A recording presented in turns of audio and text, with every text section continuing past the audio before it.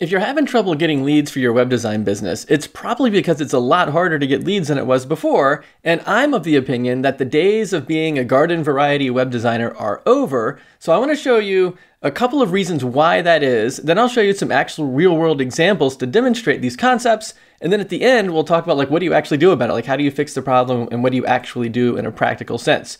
And the reason that I think garden variety web design is over is because it's so hard to get leads when you're like a handyman web person or like a general contracting web person, when you're competing against people that are niching down and are experts in particular fields. So this principle applies to everything. It's like, even if it's not web design, it's like, what if it was something else? Like say you want to remodel your kitchen. Are you going to go with a general contractor, or would you try to hire a kitchen remodeling business?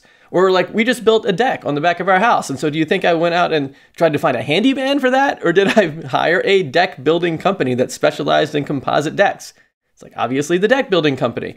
Or like a couple of months ago, the bridge came unglued from my guitar, like the thing that holds the strings into the body of the guitar came unglued. And so do you think I went out and looked for like a carpenter? Or would I hire a luthier, which is a person who specializes in working with wooden instruments, especially guitars? It's like you always go with the specialist because you have the highest perceived likelihood of success. It's like a luthier who works with guitars all the time is going to have I feel like they're much more likely to be able to fix my guitar than a carpenter who just works with wood from time to time. And the same thing applies with web design. Let me show you some examples.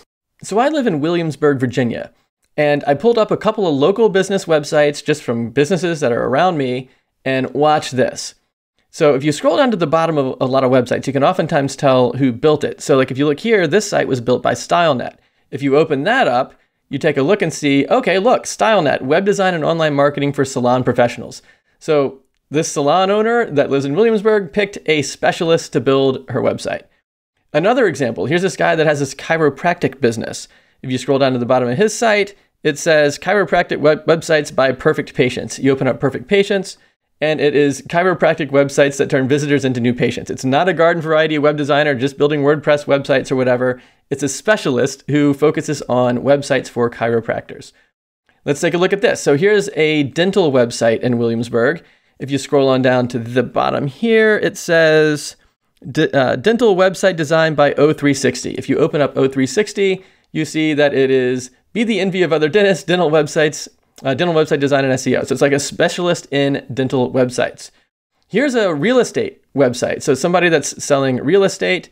If you zing down to the bottom of her site, you can see that it was built by Reliance Network. And if you open up that, you can see that it says designer website, CRM and marketing, powering real estate's most prestigious companies. So the real estate agent that's near me hired a real estate marketing company. Well, here is a golf website. So if you scroll down to the bottom of the golf website, you can see that it was built by Indigo Sports. If you open up Indigo Sports, you can see, hey, look, it's Indigo Sports, the operating brand focused on golf for everyone. So the golf company or the golf people, they hired a specialist in building golf websites. Here's another one, another golf place. Williamsburg's kind of big on golf. So if you scroll down here, I don't think it doesn't really say who built the site here, but if you look at this component of the site, you can see, hey, look, it's built by Lightspeed Golf. If you open up Lightspeed Golf, you can see, hey, look, it's the leading golf course management software. So again, the golf company picked a business that specializes in what they do. So the big takeaway is all of these businesses are picking companies that specialize in the thing that they do.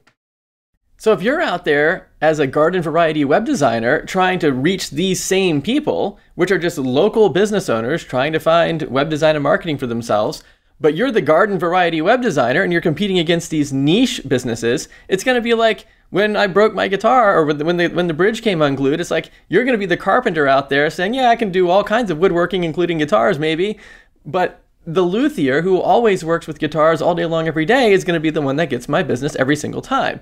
So that's the difference. So like what you need to do is you need to specialize in something and then provide a comprehensive solution that actually achieves the results that those clients are looking for. But there's some problems. So like, what do you need to do to actually do better than these businesses that are currently like niched down, industry specific website and marketing building companies?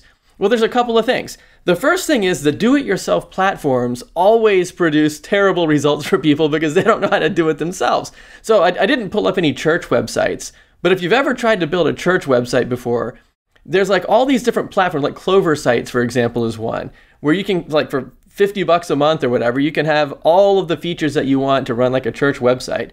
But like if you've ever been to somebody who's powering their site, unless it's like one of the demo sites or the example sites in their gallery or whatever, they always look like a hurricane went through and messed the whole thing up. And the same thing is true for like other kind of niche do-it-yourself platforms. And it's just like people can't do it themselves. They probably don't have the time and they're not getting the results, which is the worst part. So like if you can do something that doesn't require a do-it-yourself solution, that's a big win right off the bat. But most of you probably aren't even thinking about that. The next one is, most of these niche businesses that have these like websites for dentists and stuff, they don't solve the whole problem. Like they just give you a website that looks like a dental website and maybe a tool or two to make it easy to book a call with you or something like that. But it doesn't solve the whole problem. Like the whole problem is much more comprehensive. It's like, where does the traffic come from? And once you do get the traffic, what are you going to do to get leads out of that? Like how do you actually get contact information from people who might be interested, but they're not ready to work with you yet, so they're not a client yet, but you would like to get at least their email address or put them in a Facebook group or have them subscribe to a YouTube channel or something so that you can be in touch with them, right? So like, if this is making some sense, go ahead and thump the thumb for me so that I know that you're tracking along with me. Thank you for doing that. It helps more people discover the video. But what you need to get the whole package together, the traffic, the leads, the conversions, and almost none of these platforms do that. They're too inexpensive usually to be able to afford to implement all the things that really matter. And consequently, the business owners have a website that sort of looks like a niche industry website, but generally is not enough to get the results they're really looking for. Because the goal for these businesses is not actually to help the other clients. It's like the primary goal for these kind of box store website development companies that focus on a particular thing is most people niche down for the sake of getting more clients, not for the sake of actually helping the clients they already have, which is the part that's really frustrating to me. It's almost like it's a facade. It's almost like, well, why are you picking to niche down on dental practices or whatever? It's like most people say because dentists have the money to buy expensive websites, right? It's like, but that's nuts. It's like, if you ask me, that's not the way that you want to go about your business because it doesn't generate the results for the clients. And that means you probably won't have a long-term high-ticket relationship with the clients.